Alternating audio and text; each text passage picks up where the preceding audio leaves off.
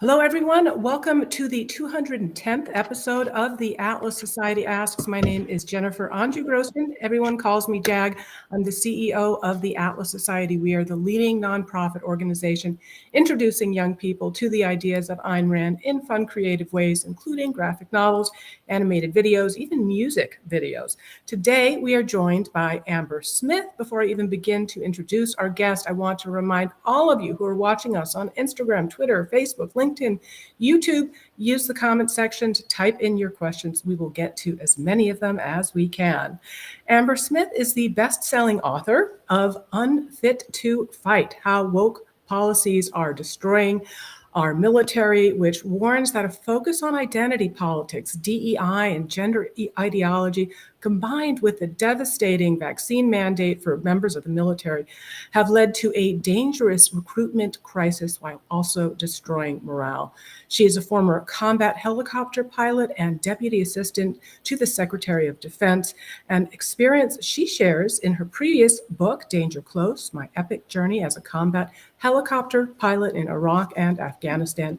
She, of course, is a familiar face, commenting on military affairs on outlets including Fox News and Newsmax, with frequent commentary written for Fortune, Forbes, the Washington Examiner, and the Daily Caller, and The Blaze, among many, many others. Amber, thank you so much for joining us. Thank you for having me. So women have a long and distinguished history of serving in the U.S. Military, though the phenomenon of women serving in combat roles, including pilots, is relatively recent. So tell us about your path to joining the military. Was it something in your blood? Did you come from a military family? What inspired you? So yeah, women have been actually the only exemption prior to the ban on women in combat positions being lifted by Secretary Carter in the end of 2015. I was interested. I come from a military family, like I'm a fourth generation service member, and everyone served back from my great grandfather, grandfather, my father, and then myself. And we just have extended family that serves. So you could definitely say that serving in aviation is in our blood. We have like a strong sense of like patriotic duty, you could say, instilled in us from a very young age. And for me specifically, I loved flying, I loved aviation.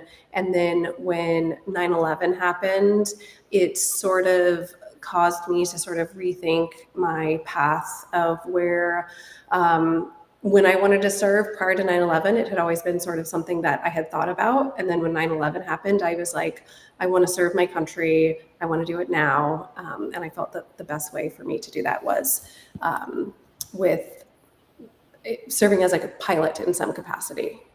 So you were a U.S. Army OH-58D Kiowa Warrior helicopter pilot. I hope I'm not botching that name, and air mission commander in the 101st Airborne Division, and flew 2 combat tours in Iraq and Afghanistan. Given the debacle of the botched withdrawal in Afghanistan, which you write about in your book, including, of course, the tragic suicide bombing that killed 13 service members at Abbey Gate.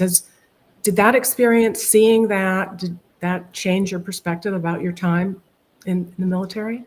No, it didn't change my perspective about my time serving. I am very grateful for my time in service, and I am grateful that I got to serve in the capacity that I got to. I think what the withdrawal from Afghanistan and the evacuation that we saw following was, it kind of was pulled the curtain back a little bit on the modern day current military leadership, their priorities, and their ability or inability, you could say, to treat the reality on the ground and translate that into, like, because up until the the Taliban actually marching into Kabul, the intelligence community here was still saying that there was it was just days before that they finally changed their assessment that, yeah, the Taliban may actually be able to take Kabul.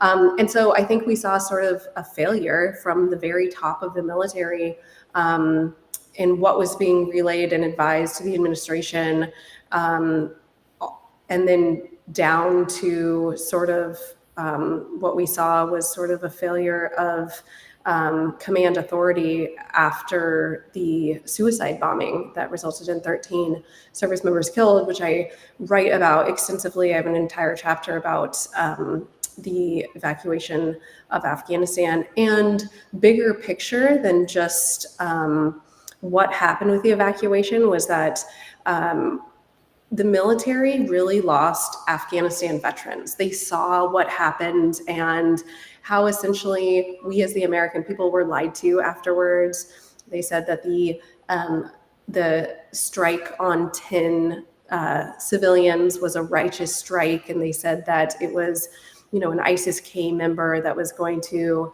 do another attack, when in reality it was an aid worker and 7 of his children. And they lied about it until a New York Times expose essentially came out and revealed what actually happened. And then they had to come clean. So I think the aftermath of that, the way they treated it, the way they tried to spin it as the most successful evacuation in history. And it's like, we watched it happen with our own eyes. There were people falling from airplanes from the sky.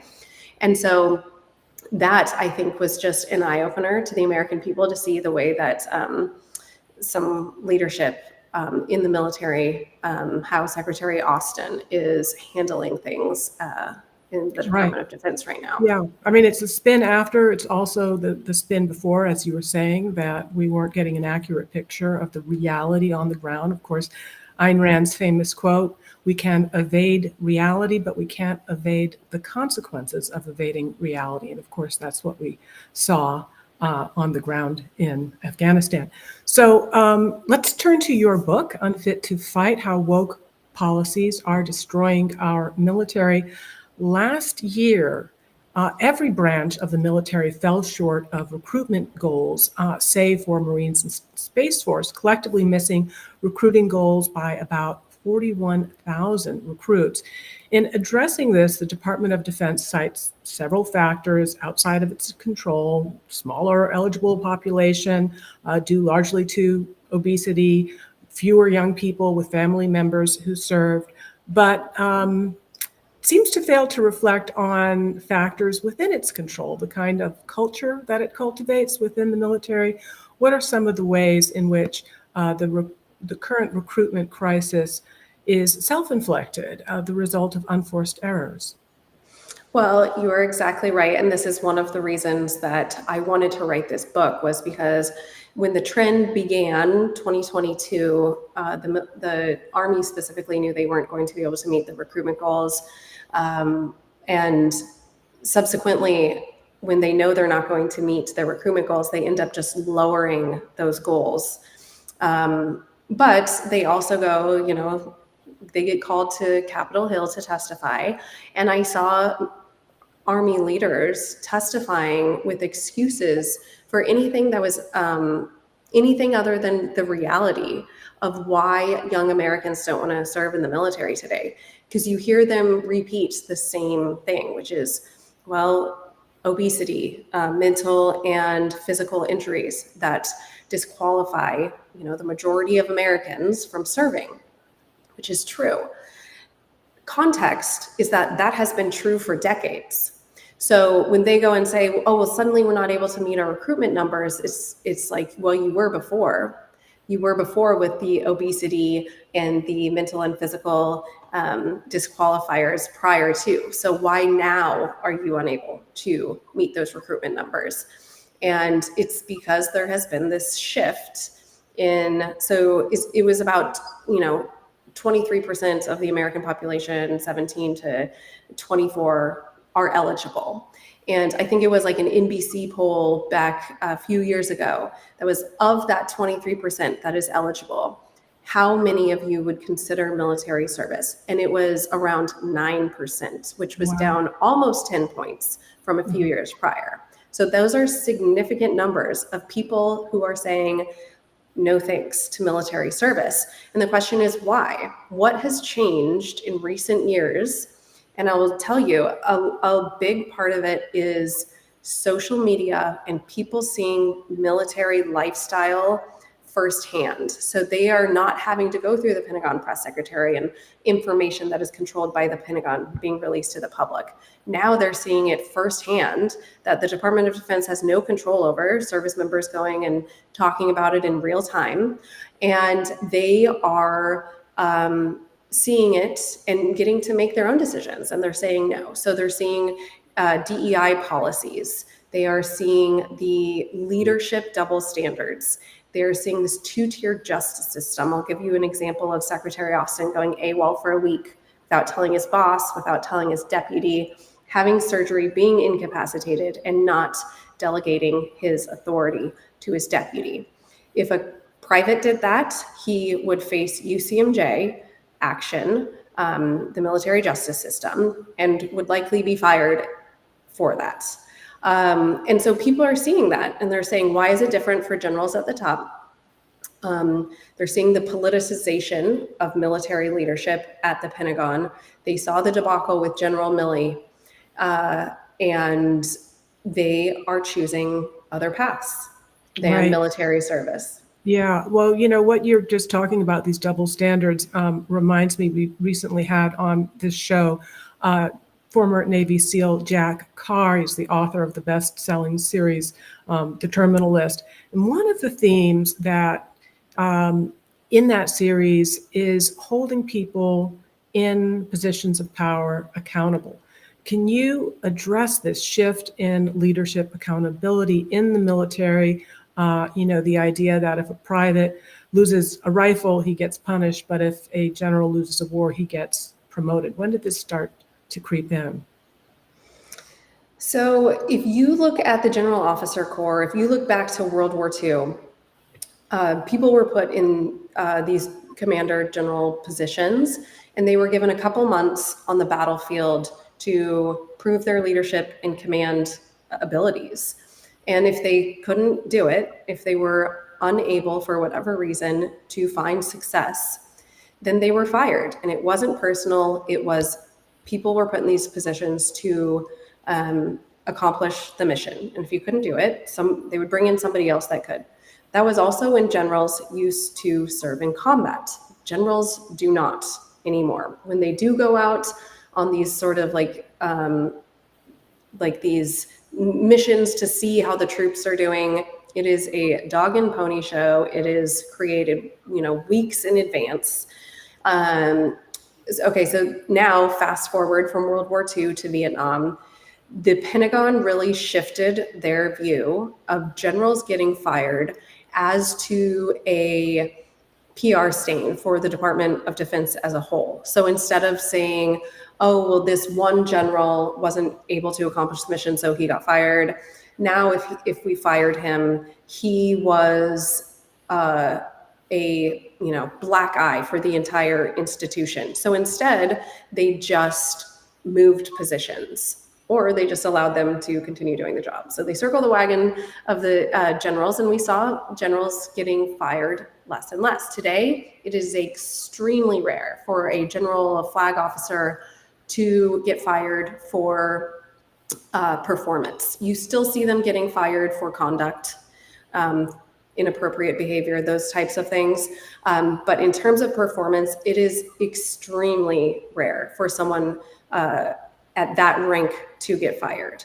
And sadly, we have seen it become a culture that rewards yes men. If you step out of line, if you speak up against some of these policies that are not putting the mission first, that are not what's best for the troops, in some cases unlawful, you get in trouble for it. You're not getting promoted. You're not getting the leadership courses. You're not getting commands. And instead, the people who toe the line, say yes, nod their heads, keep their mouth shut. You're seeing those people climb their way up the ladder. And sadly, that's the culture that's been created in the officer corps. You're also seeing, we talk a lot about recruitment crisis.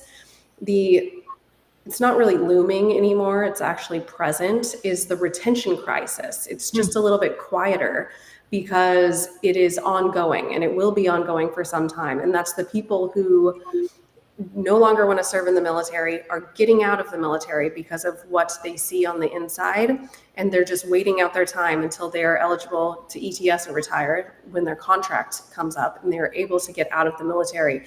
People who would stay in longer, who would renew their contracts, who are now saying, I'm done, I want to get out. The pros no longer outweigh the cons. Yeah. Well, I have a lot more questions, as you can see from my copy of your book. I took a lot of notes, but we have dozens of audience questions that are coming in. So we'll get to some of those. From Instagram, My Modern Galt asks, Amber, do you think there is still a need for a large military today? Maybe putting it into context about the size, changes in the size of force over time. So today, when we were talking about today, we do still need a very large military. Yes, technology is changing, but if you look at some of the wars that are being fought right now, look at Russia, Ukraine, we still need troops. And someday we may get there where technology will allow us to have a smaller, like boots on the ground type fighting force and infantry, but we're not there yet. We are absolutely not there yet. So we still need a large military. We still need people to serve. And in order to do that, in order to attract those people again, the military has to get back to a meritocracy, to one that is focused on rewarding people based on merit and accomplishing the mission instead of being distracted by the woke policies that we're discussing. Well, it's interesting that you use that word distraction, because Carr also said in our interview, quote, anything that is not directly preparing us or indirectly preparing us for war and making us more effective and efficient fighting force doesn't belong in the military. It's definitely a distraction. So some other questions here. Jackie, 1918 on Instagram. I think you've kind of covered this, but I don't know if you have anything more to say on whether or not the military has become more political in recent years, and if you feel that there is also a desire to weed out political undesirables. The military has become increasingly political. It's not that it wasn't political anymore, or it's not that it wasn't political previously. It's that it is now overt. I would say they're not trying to hide it anymore. You have someone like General Milley, who was the chairman of the Joint Chiefs of Staff at the time, testifying on Capitol Hill, how he wants CRT to be taught at West Point. He wants cadets to get that perspective. He wants to learn about white rage. Those types of courses being taught at West Point to our future military leaders, who should be focused on battlefield strategy, history, leadership, and instead are getting classes about let's learn about oppression and why the system is against you and injustice. You can't have a group of military leaders who are taught about, an alternate version of history and why it is terrible. You want to teach patriotism and why our country is amazing and unique and a beacon of freedom and light in the world. And so, yes, the military has become overtly political, and it used to pride itself on being this apolitical organization, and sadly, it is no longer. All right. So when did these distractions begin to creep in? Was it during the Obama administration? Yeah, I would say it really began in the Obama administration. That's when they started pushing in some of these sort of DEI sort of propaganda before it was really called DEI. That's when they overturned some of the transgender policies. They also lifted the ban on women in combat, which if you read my book, which I discuss that in detail, it was rushed in a sense. There were some services that requested exemptions from it and they were denied. It was a blanket approval lifting the ban, even though some services took issue with it in terms of when the mission is the priority. And I am a very strong advocate for women serving in the military. I think they should be given the opportunity to try for whatever position they would like to serve in. But I am also an advocate for a mission standard. So there should be no double standards. There should be no lowered physical standards. If they can meet the exact same criteria and standard as a man, whatever that is, whatever the mission standard is, then that means if they are the best person for the job, then they should be allowed to do it. I do have a problem with lowered standards. I do have a problem with selecting women to match quotas or to match with a battle buddy, so there's not a single female. Those types of things harm morale. They require the people who are there because they are the best people for the jobs to carry some of the weight. And to me, as we've been talking about, that's very political, right? When you have to have certain types of people in certain positions to meet whatever quota some politician in Washington, D.C. makes them feel good about, that is not what's best for the military. And it's not best for women either. Women want to be there based on merit, being the best and right person for the job. When they get selected because of those quotas that I talked about, it creates issues in units because, and this isn't just with women, it's with any type of DEI type of requirement where people are like, are you here because you're the best person for the job, or are you here because of a quota? Right. And that's like a natural reaction for people who, it used to be, there was this phrase, embrace the suck. Everybody had to go through the exact same thing in order to, come to the other side and join the team and become a part of that unit. And people could count on you for that mission. When things get reduced or there's those double standards, it immediately starts to break down that unit cohesion that's absolutely required for teamwork and the success that comes with accomplishing the mission. So speaking of, double standards, have there been double standards with regards to inclusion of transgender troops getting special treatment or accommodation as opposed to, let's say, accommodations or treatment for other people like those with asthma? So I will tell you that the Department of Defense likes to use the word readiness. This matters to our mission readiness, and they will use that to their benefit when it's something that they want to push. So I will give you an example with transgender policy. They say they want to allow service members, or they want to open up serving to 100% of the population. First of all, just as you mentioned with asthma, 100% of the population is not eligible to serve. There are all sorts of disqualifying criteria. And some of them are very minor, some of them are very significant. And for a comparison of something that happened very recently is the COVID vaccine. The Department of Defense sold the COVID vaccine mandate that required all service members to get the COVID vaccine.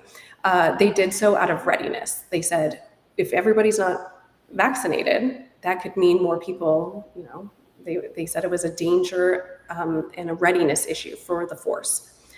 It would take more people out of the fight, remove them from their jobs, and then we wouldn't be an as ready military.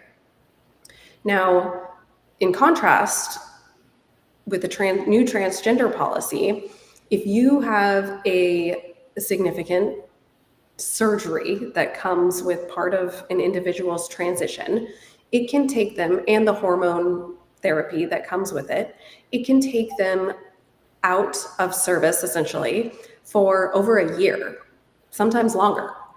And that absolutely damages readiness. And so these people are still in the books, like they're still taking up positions, they're still getting paychecks, they're getting this free surgery, these all the therapies that come along with it.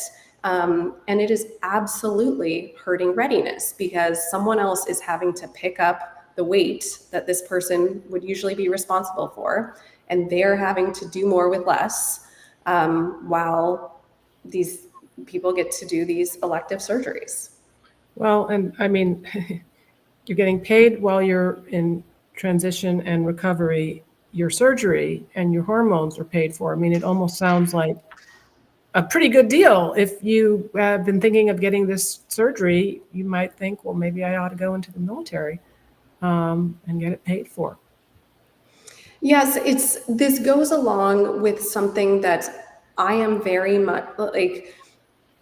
Solving this problem is very basic when I say there's this test where you say, I don't care what the issue is. We could list 50 issues right now. And I would ask a question of, does this make the military stronger, a more lethal fighting force to be able to defeat and destroy our enemies? And if the answer is no, then it does not belong as a military priority whatsoever. There is so much going on in this world that the military is responsible for, that is involved in, that they have to focus on.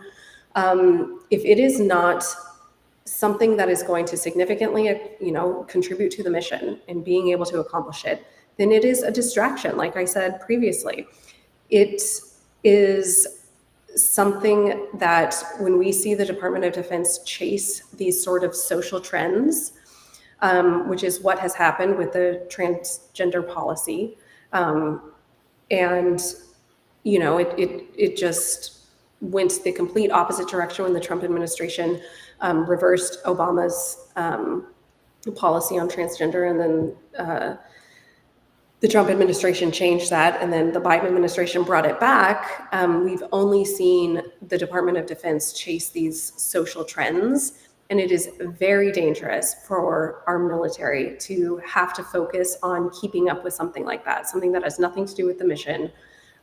It teaches the troops that it is all about uniqueness and individuality instead of the team and unit cohesion. And it is, as someone who served in the military for years, it is very dangerous. It's like very dangerous times for the military right now. And we have leadership thinking that that is acceptable to chase these social trends. They'll never be able to keep up with it. And it is bad for the military as a whole.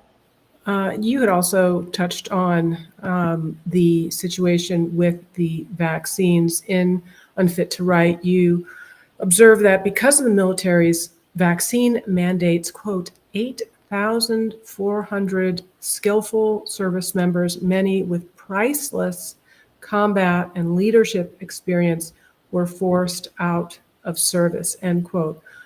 Was this just a monomaniacal, how did they really believe that this was a readiness issue, that forcing everybody to get the vaccine was, did they believe this? Or do you think that there was also, as I think I alluded to earlier, kind of deeper motivation to cull the military ranks of political undesirables?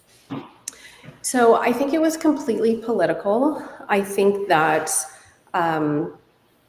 this is so because of Iraq and Afghanistan, the military Department of Defense leadership knew that they were untouchable.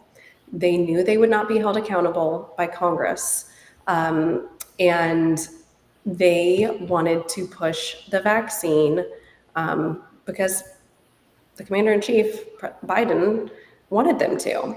And they went about it illegally. And there was a legal path. If there is only an emergency use authorized vaccine, the President of the United States, the commander-in-chief, can authorize the troops to take that.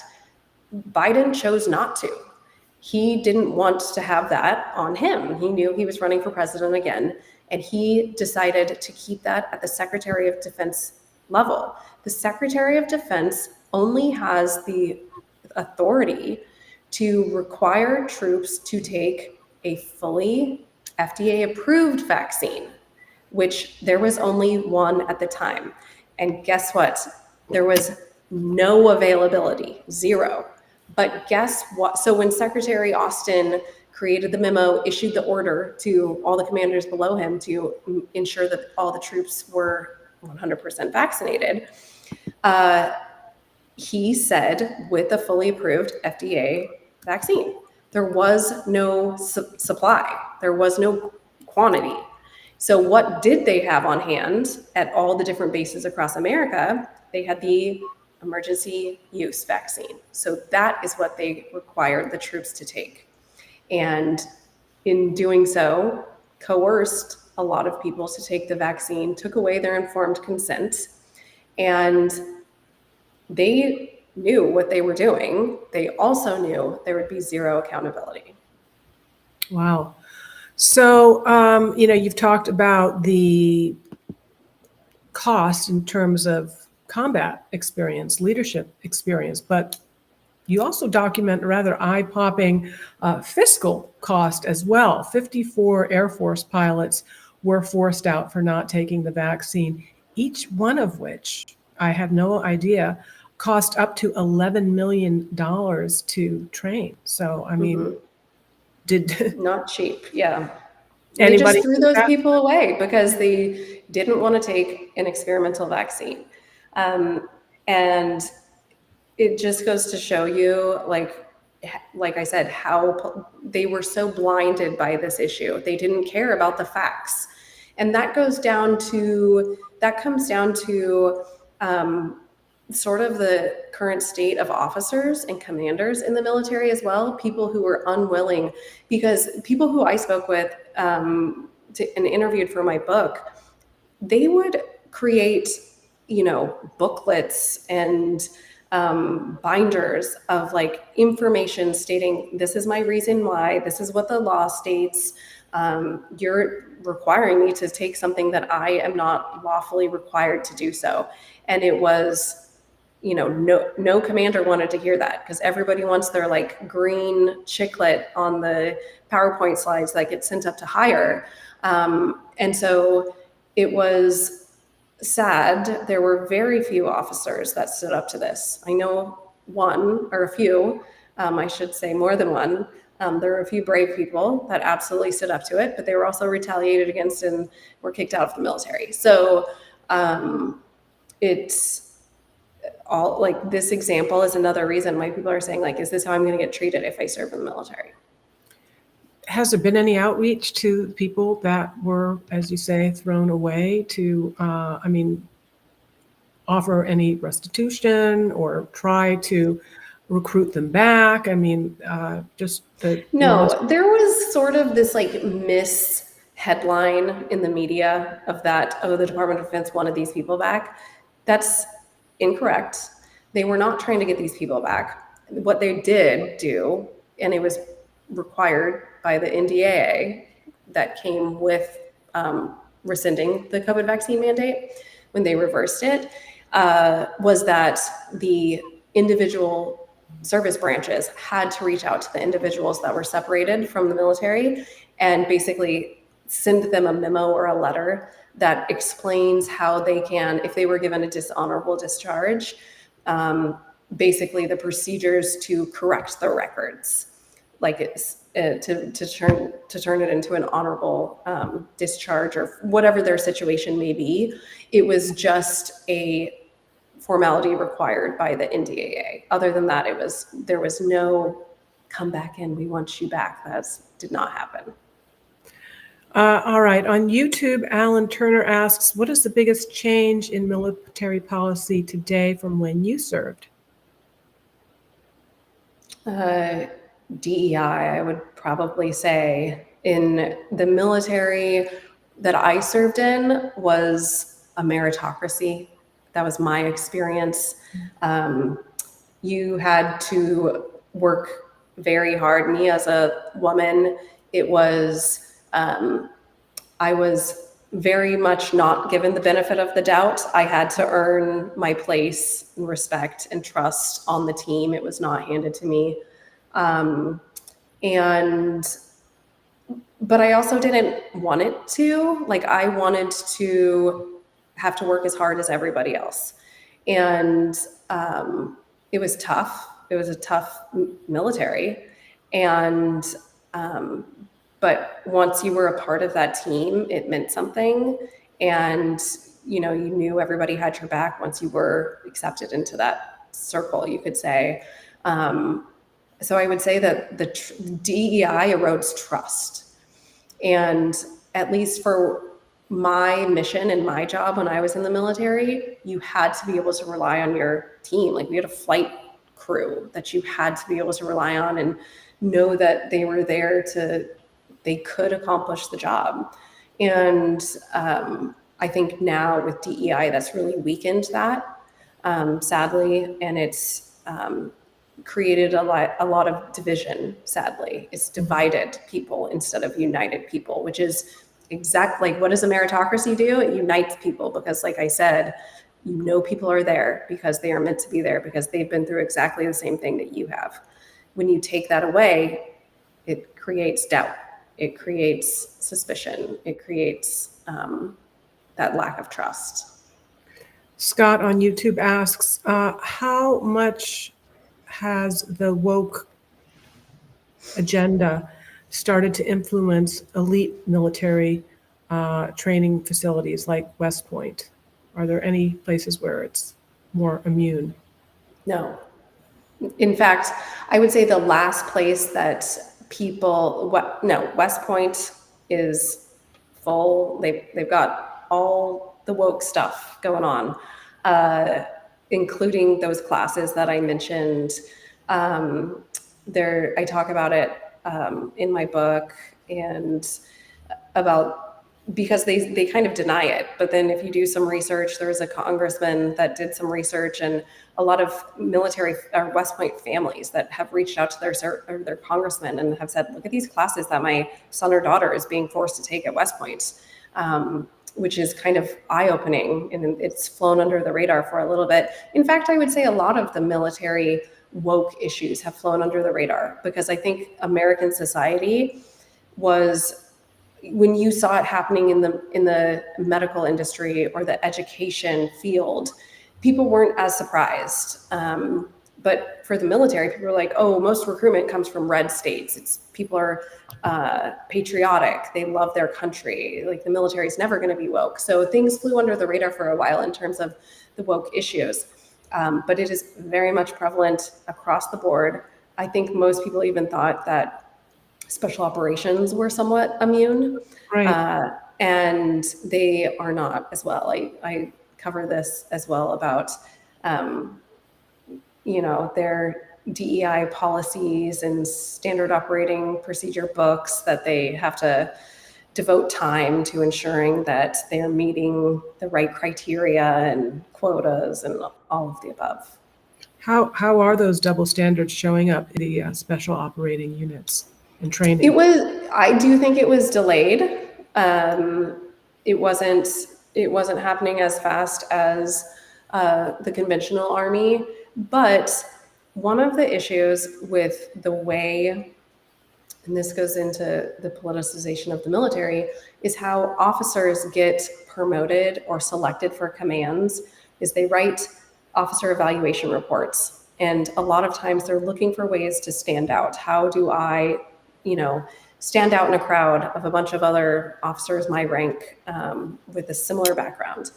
And I think a lot of them saw, especially with women coming into special operations, coming into the infantry, a lot of them wanted to say, first commander to do whatever, first commander to have a female in this very specific specialized unit, whatever.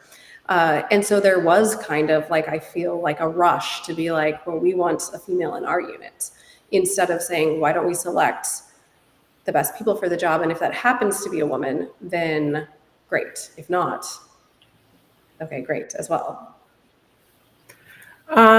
So recently,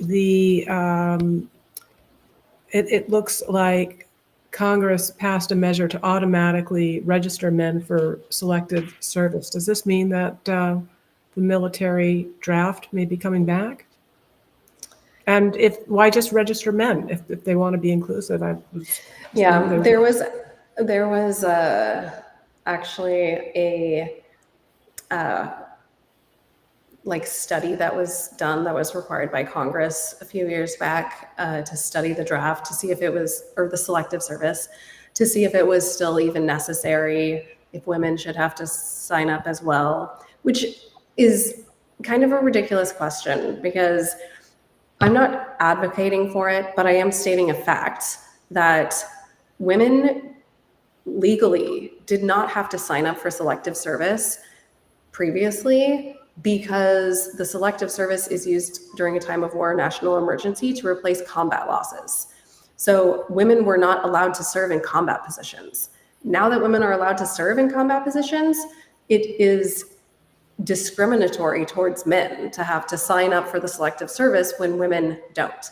So, and there was a judge, I do believe there was a case in Texas, I do believe, and they found it unconstitutional towards men now that the ban for women in special operations and combat positions had been lifted.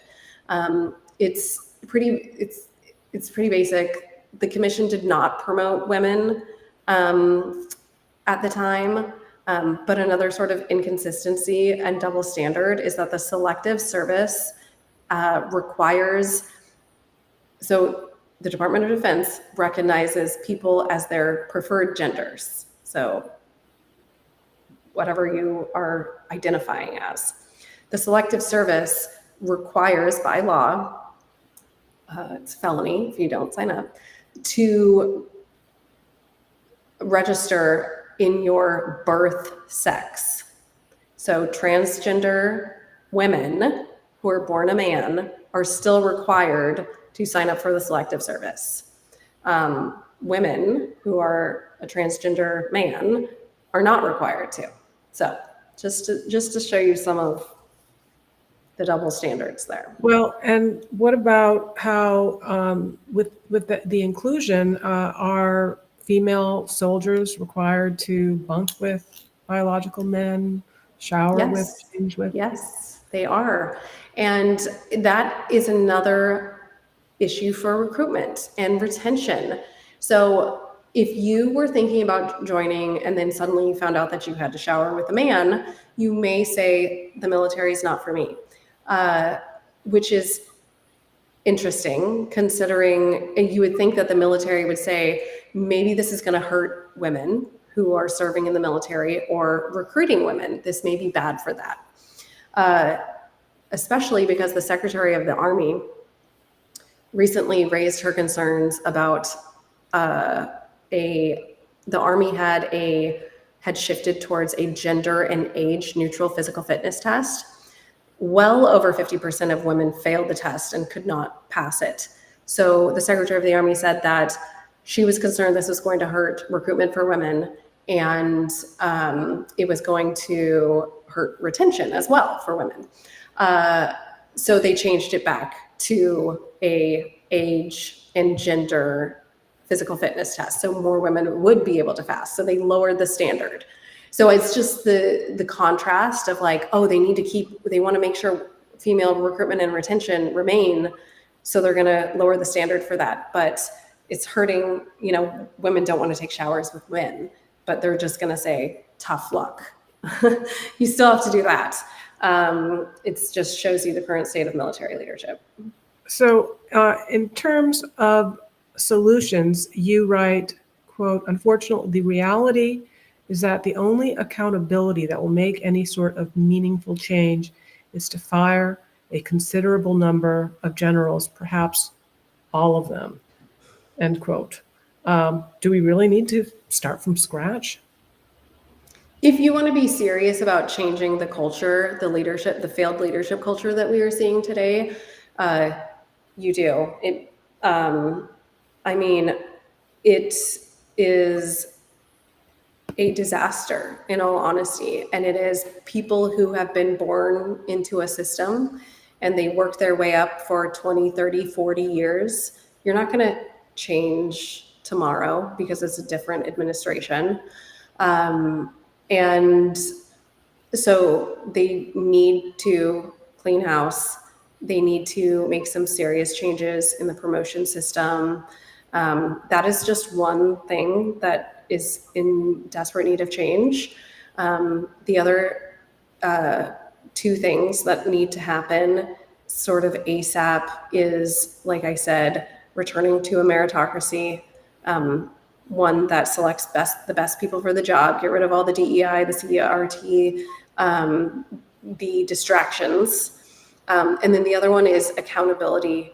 And this sort of plays along with the firing of generals. But if you don't change the accountability system that's in place, then you'll just get replaced with what we're seeing today. And that means getting rid of that two-tier justice system, the double standards for leadership. It used to be like you lead by example in the military. That's really not the case anymore. You get to a certain rank and people see you as a made man and you can pretty much do whatever you want. You're not going to be held accountable for your actions. What are some of the other solutions to restoring the focus on and preparedness of our military? Like I said, those three places are a great place to start. Getting rid of the distractions, getting rid of anything that is not mission focused. That's a big one. People in the service should be given the skills, the equipment, and the training necessary to go into combat and succeed and come home. Instead, they're getting weighted down with these trainings that are taking up, more hours that are required than there are in a month. So there needs to be some massive, I would say, recognition. You can't fix a problem if you don't acknowledge it exists. And that is what's happening at the Department of Defense right now. They're very much in denial. You have the Secretary of the Army saying she doesn't understand what woke is.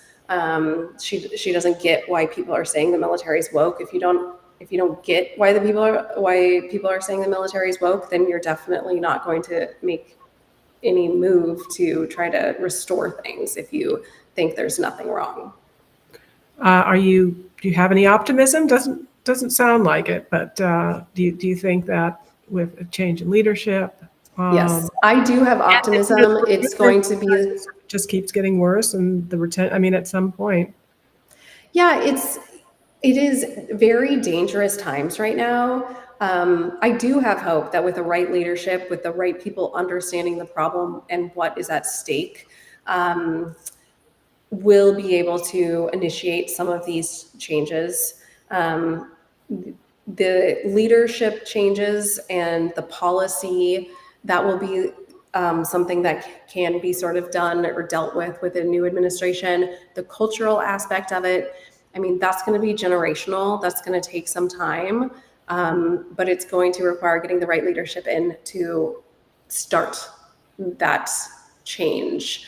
I do think, like you said, with the retention and the recruitment issue continuing to be an issue, it is, people like to think that I know it's been in the news a lot because they're sort of automating registration for the selective service.